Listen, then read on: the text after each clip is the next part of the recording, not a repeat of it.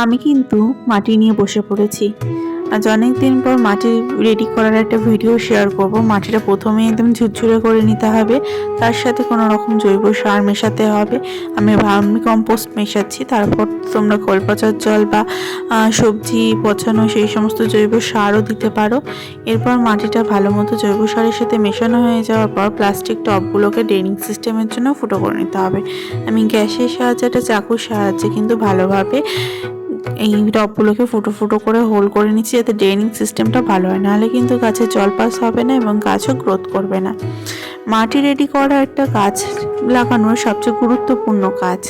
আগে আমি সব মাটি রেডি না করেই নর্মাল মাটিতে বসিয়ে দিতাম, গাছের সেমন গ্রোথও হতো না। দেখো, এই হচ্ছে কিন্তু সার।